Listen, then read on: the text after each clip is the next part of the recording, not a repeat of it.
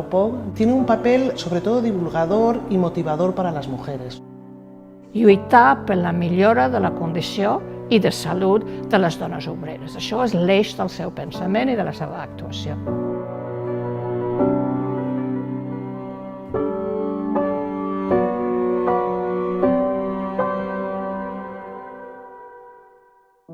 Amparo Poch nace el 15 de octubre de 1902, nace en Zaragoza.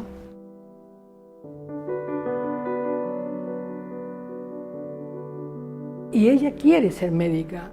El padre se lo prohibió porque no era carrera para una mujer. Y primero hace magisterio, entonces inmediatamente después dice, bueno, ahora ya he cumplido mi deber, ahora voy a estudiar medicina. Y estudia medicina. Empieza a estudiar medicina en 1923.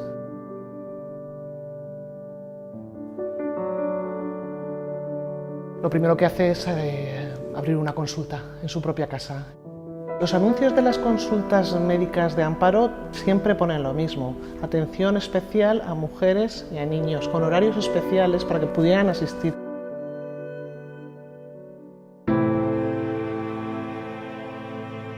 Zaragoza va a ser, después de Barcelona, el núcleo libertario y junto tal vez con Andalucía, pues más potente de España. Entra en contacto con los sectores más avanzados de la sociedad, con el periodismo y tal, y consigue pues una formación que no hubiera tenido de haber tenido una evolución normal.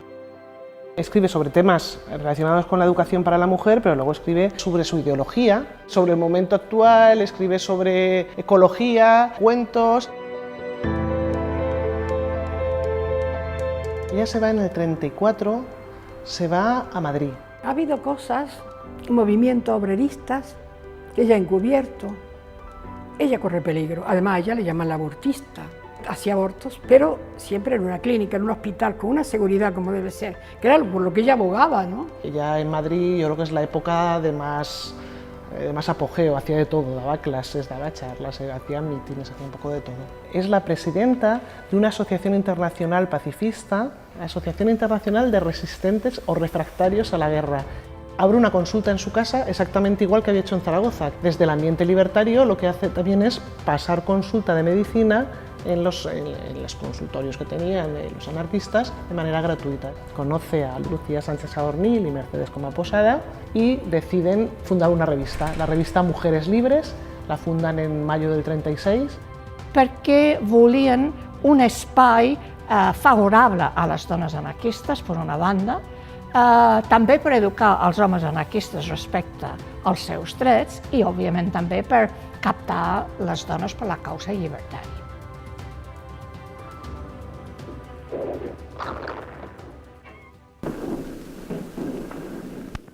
Ella en ese tiempo trabaja como miliciana, aparece en nóminas como miliciana, médica miliciana. Son milicianas que van al frente.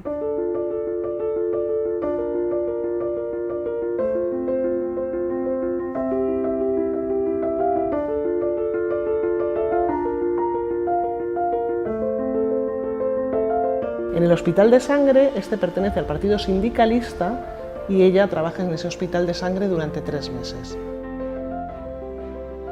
Cumple su papel como médica, salvar vidas humanas. Es decir, que ella está en el lugar y haciendo lo que tiene que hacer.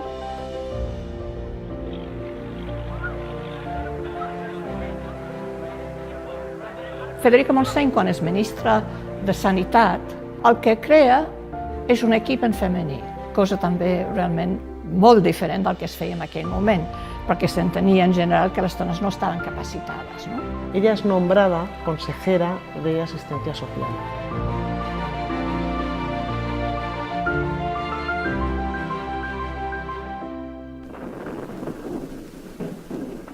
Madrid estaba ya muy acosado, entonces todo el gobierno se trasladó a Valencia y ella se trasladó a Valencia.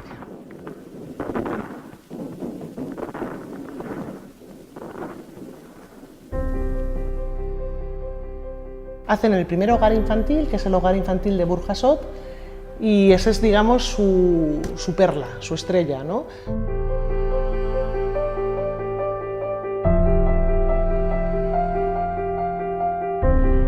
Esas colonias infantiles se utilizan en la guerra precisamente para eso, para reunir a niños y poder sacarlos a diferentes sitios.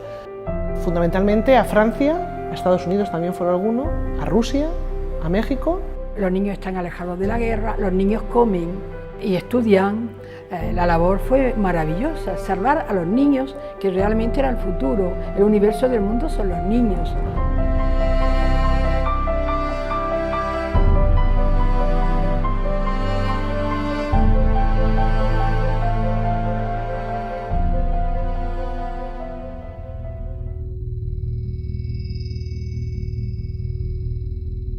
Al caure el govern, i també a partir dels aconteixements del maig del 37, tota aquesta infraestructura i els recursos específics i equips femenins de gran nivell de lideratge polític i de lideratge des del propi Estat cau.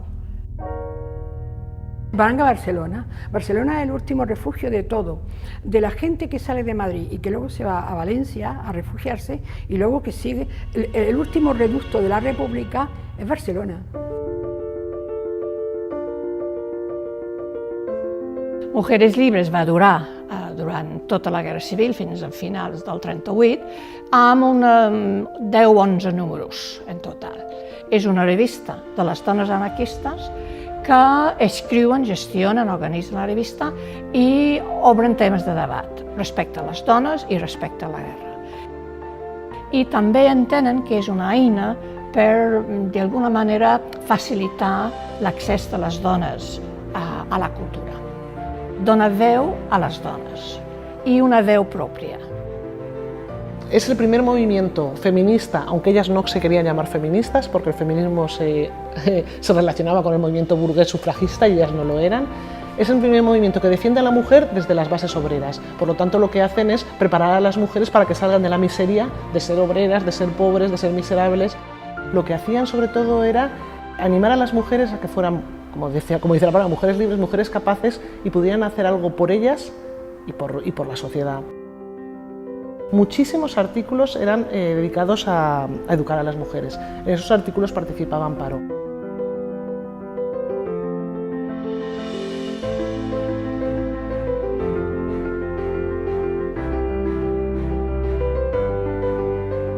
Funcionaven a partir de xarxes, podríem dir, xarxes que avui en dia utilitzen el terme, ells no utilitzaven, òbviament.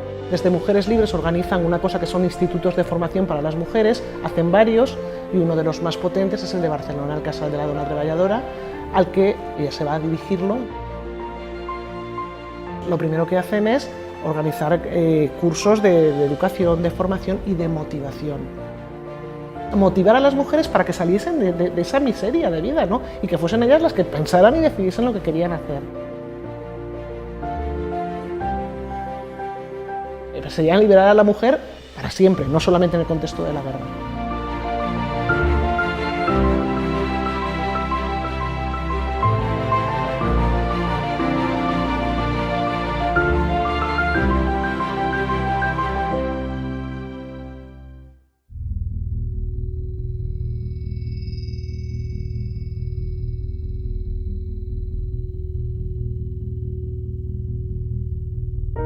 Ella entra por Prat de Molló y entra con un grupo de niños. Sabemos que ella vive en la colonia infantil, que es una colonia infantil inglesa, y trabaja como médica. Pero allí está unos poquitos meses. Se traslada a Toulouse en 1945 y lo primero que hace es abrir una consulta. Abre una consulta en su casa. En Toulouse ya entra en el hospital de Varsovia, está curando a los guerrilleros, porque los españoles en la resistencia fueron muy importantes. El trabajo en el consultorio es casi su vida, digamos, o sea, hasta los últimos 15 días antes de morirse, ella va a trabajar, o sea, además es que ella murió de un tumor cerebral y en los últimos años estaba francamente mal. Y los compañeros, cuando veían que estaba mal, la mandaban a casa a descansar, la apartaban del trabajo, y ella en cuanto mejoraba, volvía. Ella fue hasta el final Amparo Poch.